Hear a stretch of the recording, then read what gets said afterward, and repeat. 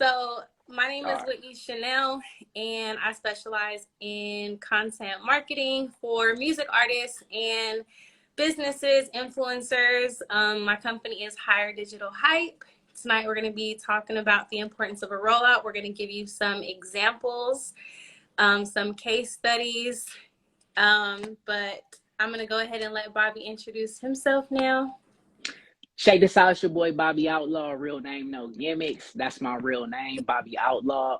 And I'm a brand strategist. Right now, I'm working with the Chef Junie Entertainment brand. He has a cooking show called In the Kitchen with Chef Junie. And yeah, me, I'm just hands-on with his brand. So we're looking to take his brand to the next level. I've really been like, just as I got into brand, I found out that I've been like branding my whole creative life. I just really didn't know what it was until I actually started studying this. So I'm like 2 years in the brand, and yeah, that's me. That's Bobby O.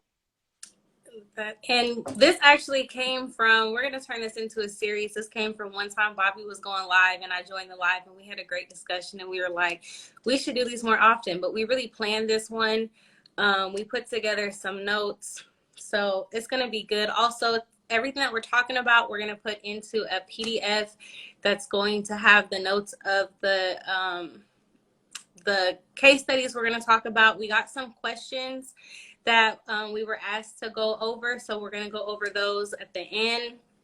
And then in the PDF that's going to have the notes, there's going to also be links to additional articles and YouTube videos that kind of dive a little bit more deeper. But okay, so I guess we can get into it. Yeah. So like I said, I work with music artists, influencers, and small businesses. But what I'm going to be personally mostly talking about is the angle of a music album rollout.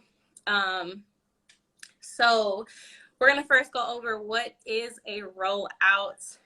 So a rollout is basically you're building a memorable experience, you're building anticipation, you're building awareness for what you're dropping. For a music album, this could look like a new distribution method. Are you like dropping it as an NFT? That's something different. Are you doing something innovative? That's something different. Sometimes artists will become a character. They'll enter a new era. They'll change their entire look.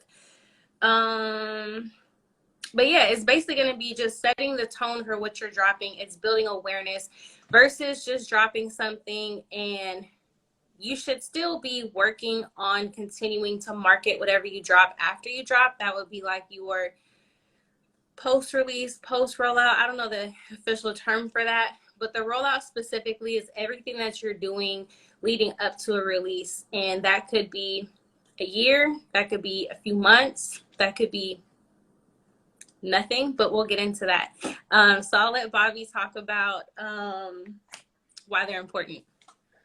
So in my opinion, why rollouts are important is because they create excitement and control attention.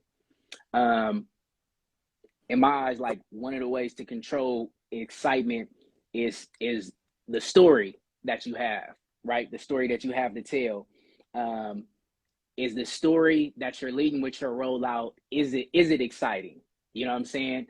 And whatever that story is, it has to align, with what your brand is. And to me, that's the way to bring in the excitement. If you have the excitement, then in my eyes, like you got their attention.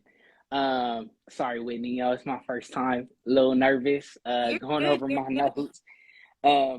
But yeah, so it's like questions that you want to ask is like, what is the rollout about? And that goes into the story that you're telling, which is why you need time ahead of time to plan your rollout out.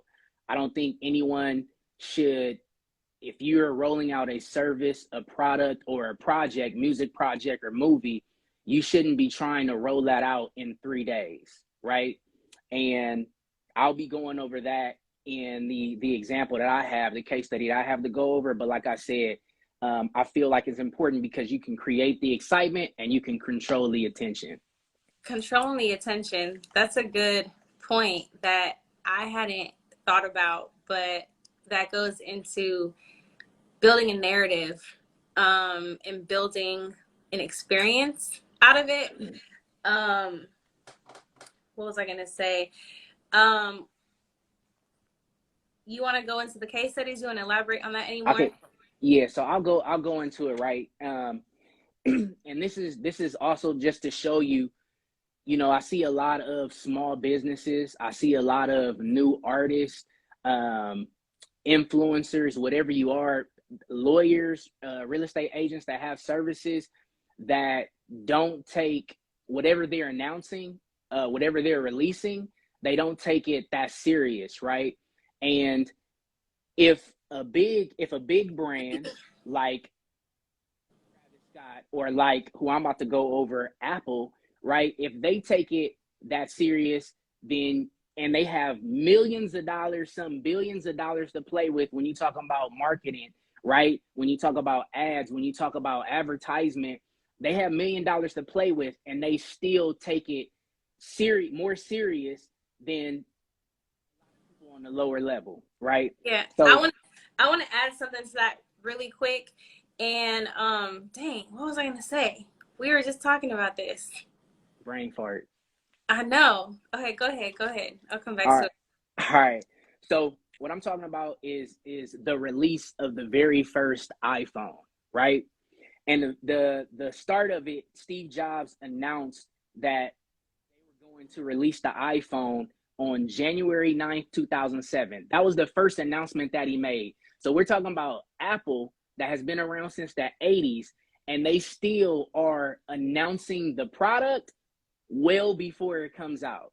He announced it on January 2007. It came out in June of 2007. That's a 6 month span. Some of you guys are releasing products, services, and projects with 1 week to promote it. And we're talking about Apple that has millions of dollars, and they spent 6 months to promote it, but you guys think you guys can get it done in a week's time. So Oh, wait. going a little, yeah, go ahead. Sorry, I was just going to say that just reminded me what I was going to say, and it ties into what you're saying is that um, even these really big companies, these really big artists, they do rollouts, even though they can drop something and people will probably already buy it just because of brand recognition. But a lot of times I'll talk to people and they'll tell me like, oh, I'm getting ready to drop an EP, or I got a new single coming out. And they're an independent artist. And I'll ask them, why are you trying to cram your rollout into this window of time that you've created for yourself instead of waiting to plan your release for when you're actually ready to drop it, for when you actually have enough time to plan for it? Like, if you're not on a major label or you don't have an investor that's telling you you have to drop this at a certain date, you have no reason to rush your release, and you can give yourself enough time to have an ample rollout. Man, Well, man.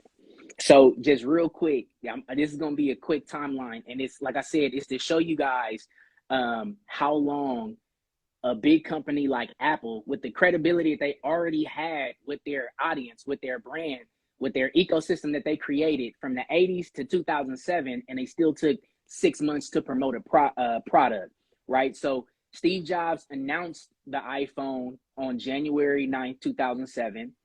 On February 25th, they ran their first commercial that aired during the Academy Awards. Then on June 4th, they released 4 more advertisements that announced that the iPhone will be dropping on June 29th.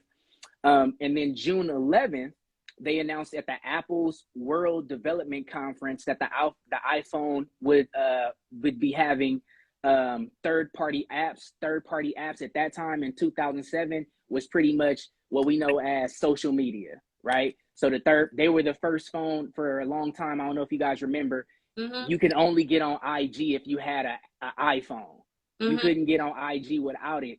And so they released. He said that it was gonna be released on January 9th. They ran their first commercial on February 25th. They ran 4 more commercials on June 4th. They made another big announcement on June 11th, and that led to when they actually dropped it on June 29th, over 500,000 iPhones being sold. And so the question I want to ask, to everybody that's in here is, how long are y'all really spending on your rollouts, on promoting your project, or even thinking or planning it? And Mm-hmm. if you're not treating it, if Apple took 6 months to drop, release, and roll out the iPhone, then maybe you need to take 6 months to release your project. And obviously that's not 6 months of announcements. That's preparing for Mm-hmm. when you are going to do the announcements and roll out, and then finally the release date. I want to add too that for some people, especially when it comes to music artists, and I'm going to get a little bit more into like case studies of specific artists and their rollouts and some of the things that they do.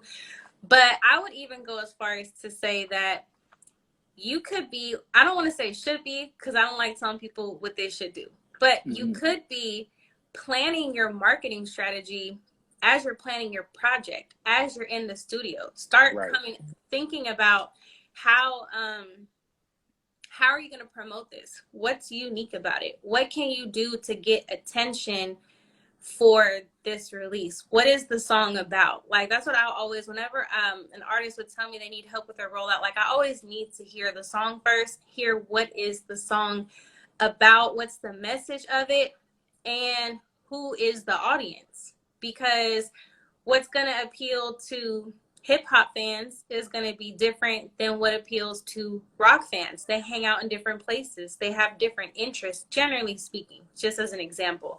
But you could even be thinking of what can you do unique to release. Like, think about what's unique about whatever you're releasing, whether it's a project, like an album, whether it's a song, whether it's a new product.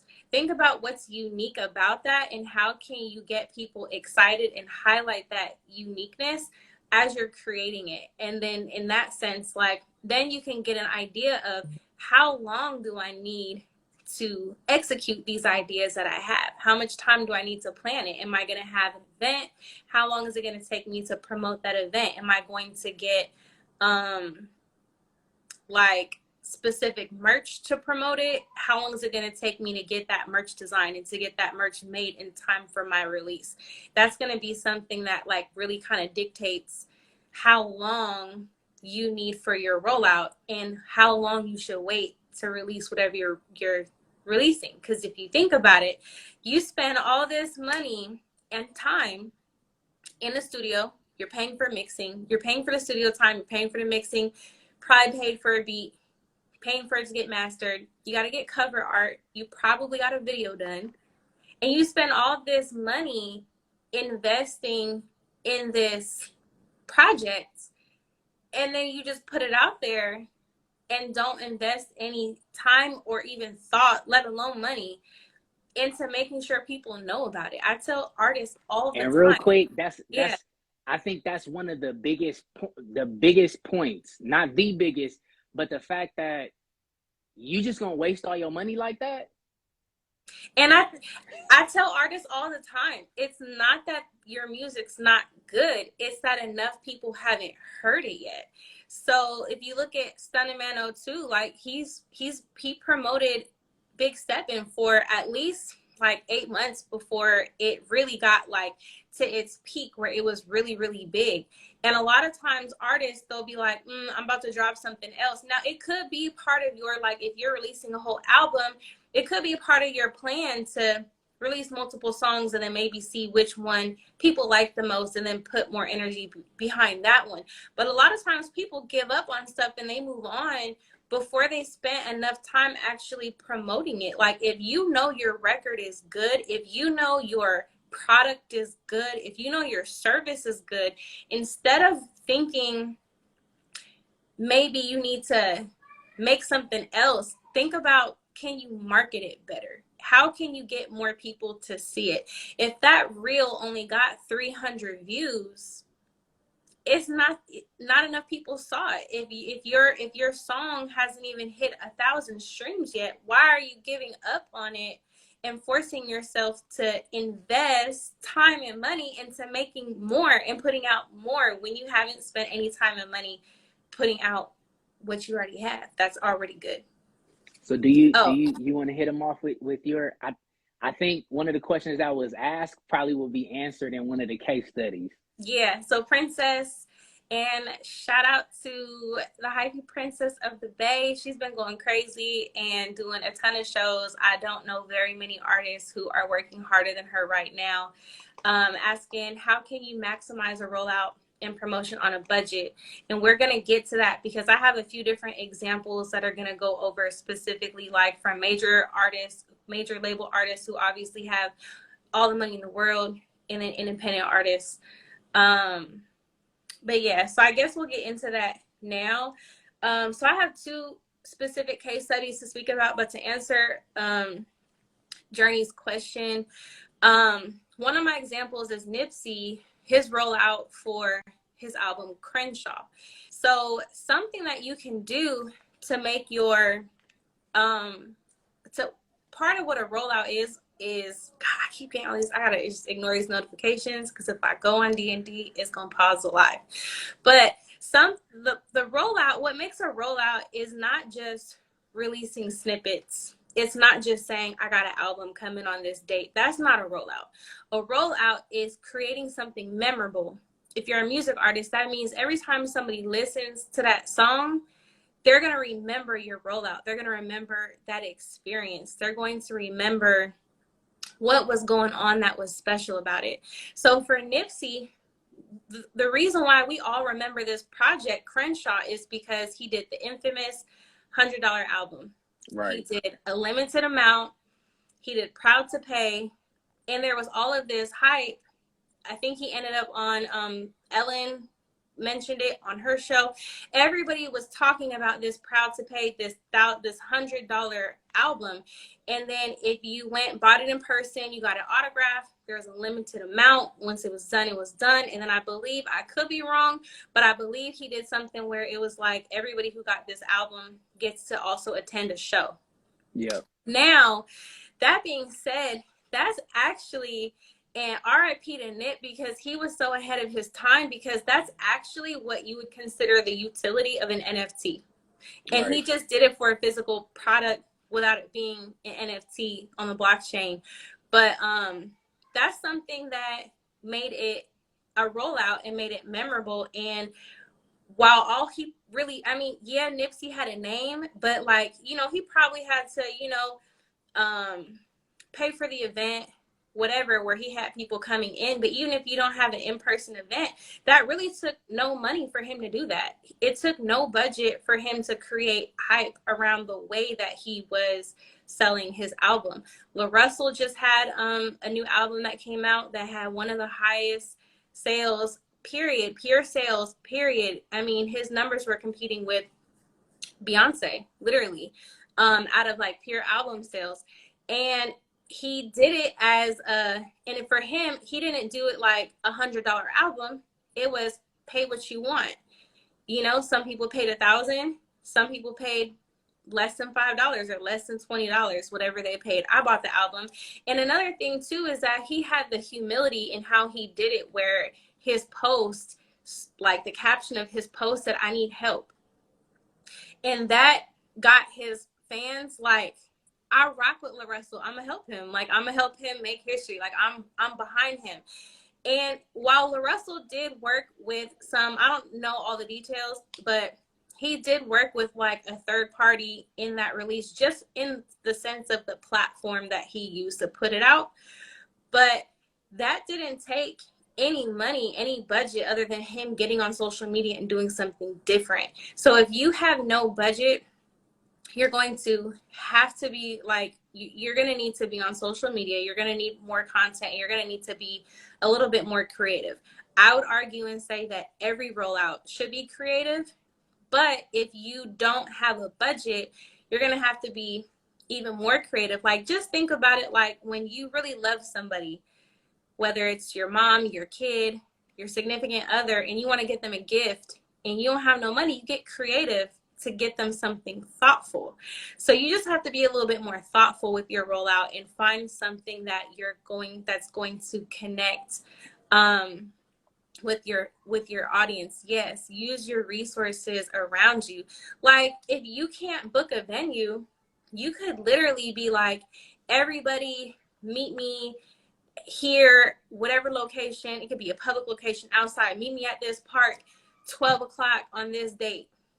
Everybody meet me here. I have an announcement. People gonna be like, what is she announcing? You know what I mean? Then you have everybody meet you there, have somebody record it, and you announce that you're about to drop a project to everybody you record it. Then you put that on social media, even if it was only 10 people who showed up. The fact that you announce your project in person, like you made your own like press release and you take that content, people will talk about just the fact that you did that because people aren't doing it. So the whole point of a rollout is to get people talking about what you're doing and to set the tone for it. Right, right. And so piggybacking off of what you said, like I caught creativity and being resourceful.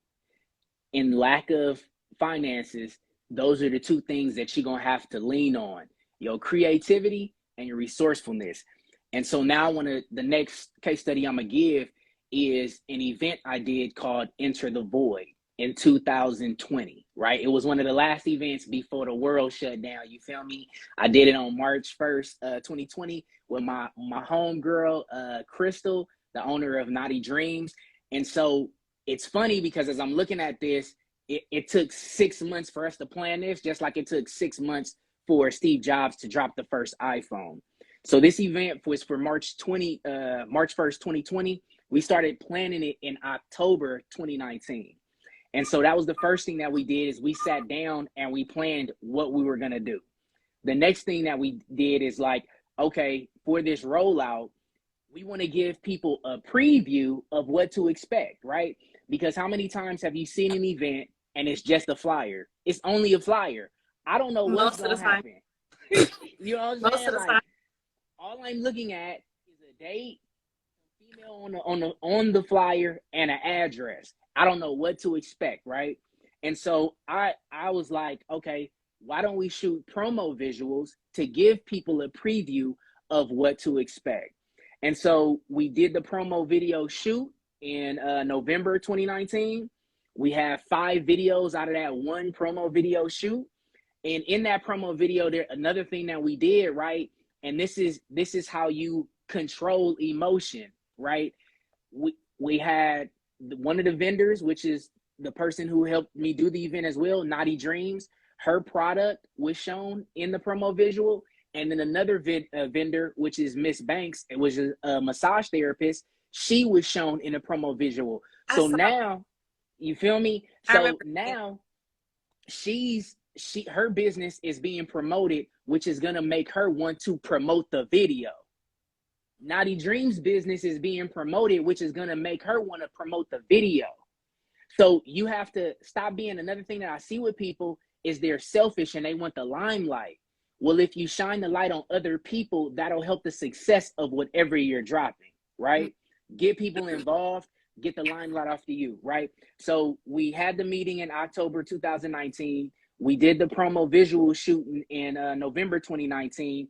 So for the whole month, every single week in December 2019, we had a promo video to release every single week. That first week, that second week, the week of Christmas, after Christmas, and then going into the New Year's, we had our last promo visual. So all you were seeing this whole time and we putting in your mind is what to expect. I can expect to get rubbed down, you feel me? Because it's going to be a massage therapist. I can expect for it to be a little kinky because you're going to have this lady here with adult toys. And I can expect to just have a good time because our last video was pretty much people, black love, people dancing, enjoying themselves. So now you got in your mind, this is going to be a cool event. And I can kind of visualize what it's going to be like, right? Can I ask you a question really quick? Go ahead. So you said you shot 5 promotional videos in one shoot that you spread out.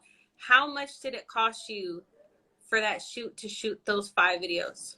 So this also is is how you gotta be resourceful, and you have to develop relationships, right? Mm-hmm. So my partner, that's the cameraman, he charged me $250. Love, but that's out of the value that I've added to him, Mm-hmm. right? And so you can either find somebody that's hungry, a cameraman that's hungry on the come up, that's gonna probably take less than someone that's more established, or you can have a relationship with somebody who's established that's not gonna charge you the same price that they would charge somebody new off the street. So Mm-hmm. that was the first thing. It was $250 for the actual videographer. He had lights, he had mics, he had everything, you feel me? And then it was another, I believe, like 200, 250 for the studio that we shot the promo visuals at. And we only, I think we got it for maybe like 3 or 4 hours. So that's another, like, if you have the idea and you're creative, it also has to be structured. You know what I'm saying? And so Mm-hmm. so you can get it done within that time frame. So all it took was $500. And you got Promo 5 visuals. promo videos that you were able to spread out over 5 months to promote this event. Exactly.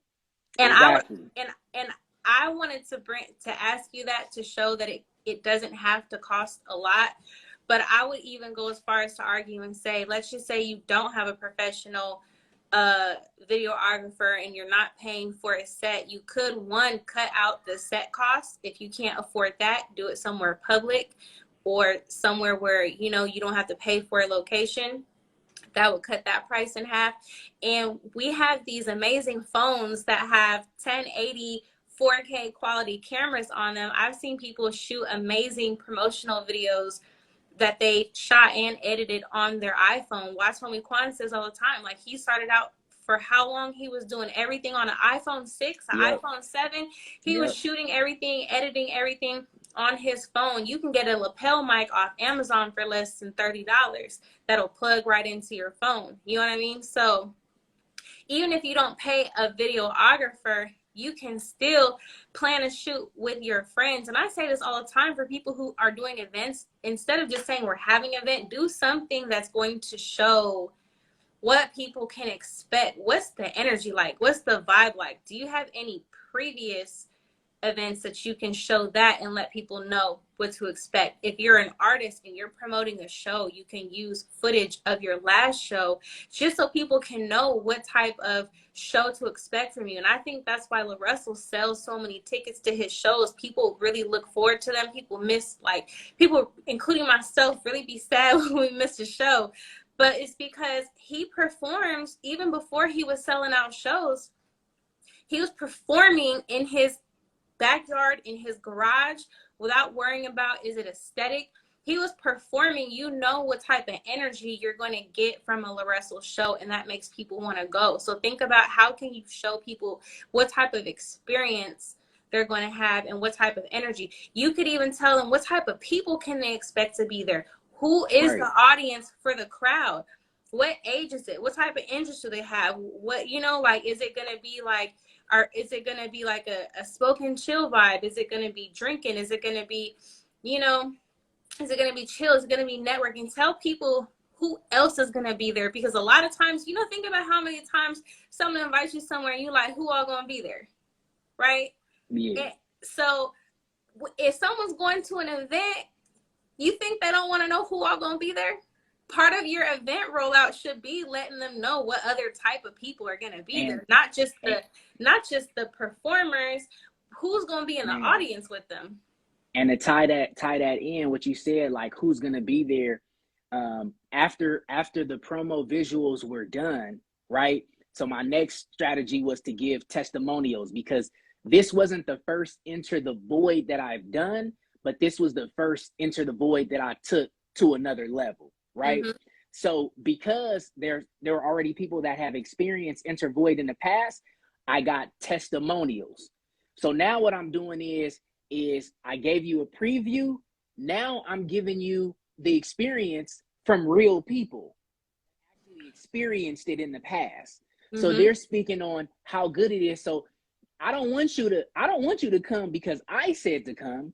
Mm-hmm. Now you're putting in your mind, I may come just because KC said it was cool. Or Period. just because, you know what I'm saying? I'm coming now, and now they're, because it's them and it's their testimonial video that they did for my event, they're gonna post it on their page, and now they people is gonna see them talking about a whole nother event that they don't have nothing to do with. They just speaking on their experience from the past event. So we ran that. Go ahead. No, I was gonna say I had told an artist this before, and again, like, you know, like back to the question about a budget. The less money you have, the more you should be creative either way. But the less money you have, the more you have to lean on that creativity. I've seen like artists, I saw one artist do this and I thought it was so smart. He's a alternative rap artist, and he went into a hot topic and talked to an employee and was just like, he played his new record before it came out. He played it for them on the spot, and you got to see live feedback on his new song from a stranger. And so now it's not him telling you that the record is good. You're seeing other people like it too. Like an artist, you could easily go to a public place. I had told, there's another artist and she had a song called Everything Big or something like that, right? And I was like, you should go down to Santa Monica Pier, right, or Hollywood Boulevard, and do some interviews, like street style interviews, and ask people what's something that you like big.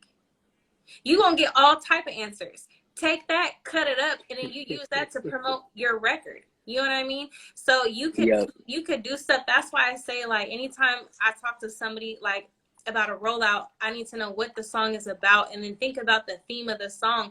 And it's always free to go down to a busy street and ask people questions that have to do with the theme of the song, theme of the record, or play it for people and get live people's feedback. You know what I mean? And one artist, he told me, he was just like, dang, like, you know, you gotta be pretty brave to do that, but you don't gotta be no braver than to get on stage and perform for people. Like, you trying to get heard or not, you feel me? Like, as an artist, like, you're trying to get as many people to hear you as possible. So you know, do what you gotta do. But get creative with it. If you don't have anything else, and then you take that footage and then you put it on social media, and the fact that you went out and interacted, put that footwork in and interacted with people, and like, that's a story in itself. And so just, this is the last little bit, just to give you guys that just joined a quick timeline. We're talking about rollouts, right? And we're talking about how you can create a rollout when the funds are low, when you have no budget, right? And you can only rely on your resources, your resourcefulness, and your creativity. And so I started planning the event in 2019. We did the promo shoot 2019 November. We dropped the videos in December 2019. We had one more video to drop in the first week of January 2020. And then I went into the testimonials, right? That's free. Testimonials are free. And then we did a radio show to promote it, accelerated radio to promote the event. And then the last campaign that I ran was 7 reasons why not to come to the event. And so I'm pretty sure you're like, why would you want to tell them not to come to the event? Well, to me, I'm striking emotion and curiosity. Because somebody's going to want to know, like, why is he saying not to come to an event? Mm-hmm. And it was just a play, right? It was just me playing around, play on words. And so one of the examples of, don't come to enter the void if you don't want an open bar, right? If you don't like an open bar. So don't come to my event if you don't like free drinks. So now you're going to be looking and you're going to like, oh, I see what he's doing. I see you're promoting the event, saying not to come to the event, but giving all the reasons why you should come to the event. Mm-hmm. So that's the creativity, right? And that was the last play that we did leading up to the event. And I can say that was probably the best event, the best turnout that I've ever done. And I didn't have that much money to use. It was $500 for a promo. It was $500. $250 for the cameraman, $250 for the studio, We use those promo visuals to what? Give them a preview of the event. We use the testimonials to what? To give them somebody's a real human being's Social proof. experience of event, the social proof. And then I kind of just strike that emotion or that conversation on why is Bobby saying not to come to my event?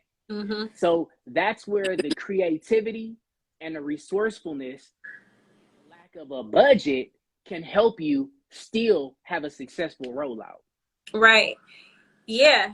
And I think that's, I mean, when you think about it too, it's like, you know, they say bad reviews or whatever, like drama spreads faster than the good. So if you just think about like this, if you're on TikTok and someone was just like, man, this is 5 reasons why I hate going to the gym. And then like they took that and they flipped it and they were all actually benefits, but like people are going to be quicker to listen to why you hate going to the gym than someone being like, I love going to the gym, here's 5 reasons why. A lot of people be like, scroll, man, I ain't listening, like I don't care, you know what I mean? So I think that I think that was really smart.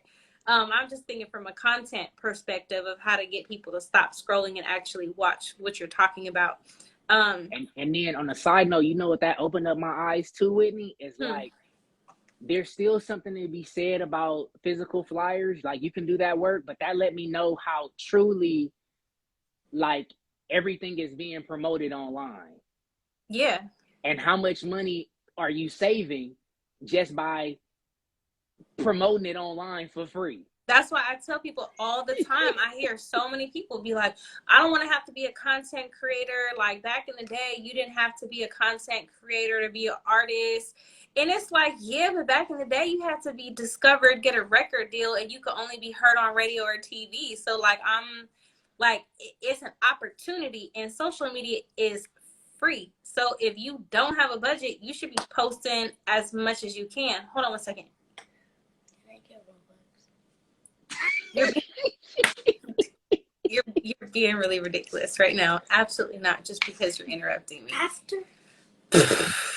Yo, this is why my services ain't free, because Roblox aren't either. I feel you. Last month, it's already a new month, but I still haven't got it. We'll talk about it when I'm done. Kids.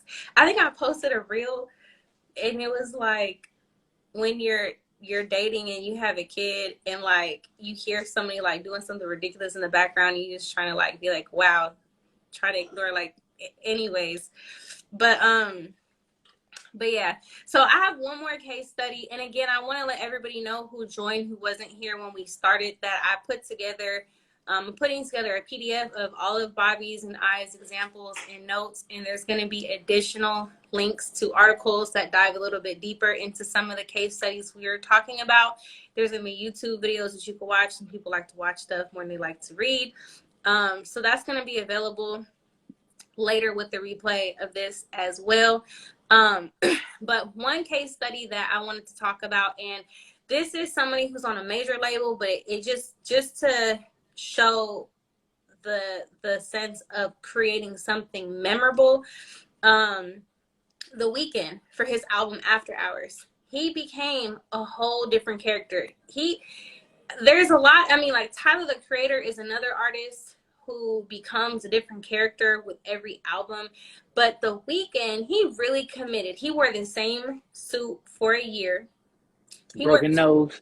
And listen, his rollout, I mean, he started his rollout a year before the album dropped, and this is The Weeknd. He's a worldwide pop star. If The Weeknd could roll something out for a year, I don't want to hear these lesser known artists talking about, oh, I'm dropping an EP next month and trying to figure out how they're going to market it. Like, man. Anyways, but so The Weeknd, yeah, so he wore the same suit for a year, and then he, had all of these bandages covering his face. And the first music video was him, the bandages were gone, and it was showing this fake plastic surgery, right? Like, he really became a character.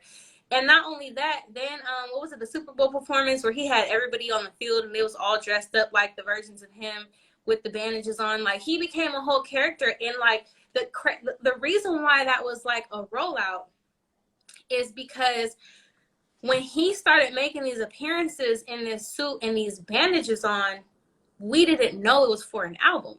The tabloids Right. are picking it up like, what's going on with The Weeknd, right? So that got people talking about him and creating a buzz before he mentioned that he's going to drop a project. I've seen, who was it? Childish Gambino, one of his albums. He created a character. He was like, he's normally happy and, you know, whatever during his interviews. He created a whole character that was like a really dark, serious, intense person. He wore the same exact outfit to every appearance. And he created a character, and people didn't know. Like, he was saying some off the wall stuff during his interviews, and people were like, what is he talking about? They didn't know. So that's something that he did where it got people talking. Hey, And I'm about to then you grab my find out, charger real quick. yeah, you good. He got people talking, and then he announces that there's an album coming out. So there's ways that, you know, without having to do the fake PR beef to get people talking and whatnot. And I know, you know, we're talking to people right now who aren't, you know, already popping up on the blogs, but it's just showing like the commitment to creating something memorable. Every time somebody listens to that After Hours album, they're going to remember that era where he did this crazy stunt with the bandages and the fake plastic surgery. Like, it's something memorable. So really a rollout is creating a memorable experience. I'm sure people who saw the rollout for Bobby's event, they were like, I didn't go, but I remember those videos. Like, I remember Right. seeing those videos because I was following him and Naughty Dreams. So, and that just shows you that those pieces of content were memorable, and that's really what you're ultimately aiming for. Like, just posting snippets, teasing your music, teasing a track list, that's not a rollout. That's advertising. A rollout is marketing. Summer Walker, when she released her last album, you know, they had like the USB and they had it in like an unbreakable case, and it was like, anybody who could break this like gets to listen to it or whatever. She had the projector screen, like I think it was like BET Awards, and she didn't go inside because she didn't get vaccinated, but she like stood outside and she projected like the announcement that her album was coming out. I would say for an artist like Summer Walker, or even look at Rihanna right now, the tabloids are picking up her walking into a studio, and there's speculation, is Rihanna coming out with an album? I would argue and say that's the beginning of a rollout. Summer Walker, she had tweeted and she was saying like, everybody's always talking about my hair and this and this and that. Well, like, I'm a mom, I have a baby, y'all want me in the studio, like, I can't, I don't have time to get my hair done. And that got people talking. Like, Summer Walker's in the studio. Like, even teasing the fact that you're working on something is a part of your rollout. So that's why I say, like I said it earlier, that when you're creating something that you're planning on releasing, I think that you should already be thinking about, how can you market this? Bobby, you there? I can't hear you. We can't. Okay, I think we can hear you now. Yeah, my shit's gonna it's gonna die. Oh, okay. Well, I think we're pretty close to wrapping it up. But oh dang, we had some questions. We did though. The questions. You got a charger? Man, see the way my charger is set up, it has a short in it, so it's okay. I'm holding it. Go ahead. My charger's nigga rigged right now. Well, most of the answers we actually already kind of covered, but I'm just gonna answer them for the people who tune in, so that they know we acknowledge their questions. The first question was, what is a good budget? And we kind of went over that already, saying that it depends. It's just more so about being creative, being resourceful, and working with what you have. So there's no right answer to that. But that being said, not having a budget is not really an excuse to not have a rollout either. The next question is, how far out should a rollout be planned and implemented? Again, we kind of talked about that, but I would say that the lesser known that you are, take your time, because Nobody's rushing a project to drop but you, especially if you're somebody who people aren't already checking for. You know what I mean? Like asking like, when are you going to drop something? There's people don't know if you have, take your time. Take as long as you need. The appropriate amount of time for a rollout is the amount of time that you need to get people talking about what you're doing and to build awareness for what you're dropping. And if that means pushing back what, when you thought you were going to drop something, push it back. There's literally no rush. Don't spend all that time and money that you spent in creating whatever you're releasing. Wait until you have a plan to introduce it correctly. So that's going to vary. And then the last question that we had was, what does an efficient rollout look like? And what areas should be attacked? And I'll say an efficient rollout is a memorable rollout, whatever that looks like. Beyonce dropping an album with absolutely no notice, that was memorable. That was game changing. But everybody can't pull that off, because if people don't already care if you're dropping music, that's not going to work. That's not going to be memorable, right? Also, yeah, so is it memorable? An efficient rollout is something that builds a connection in a relationship with your audience, giving them an experience.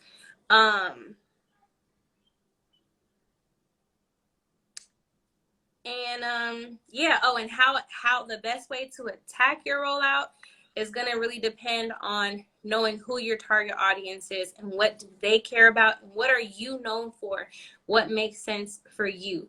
So we'll be doing, I'm sure, something different in the future that's going to go more into how to figure out who your target audience is, because that's so important. That's really step one when figuring out your marketing, because you don't want to use a marketing tactic that's made for boomers if you're talking to Gen Z, right? So you need to know like what's your audience's interests, you know, where do they hang out, what other platforms do they use, who else are they listening to, what other products do they buy, that type of stuff. If you know what other type of products your target audience likes, and you kind of know what kind of merch to give them, right? So you don't got to just do the regular t-shirts and hats and hoodies like everybody does. But we'll save that for another discussion. And I want to thank everybody for tuning in. This will be saved. There will be a replay. There will be a PDF to accompany it with our notes. And go ahead, Bobby. Oh, motherfucking.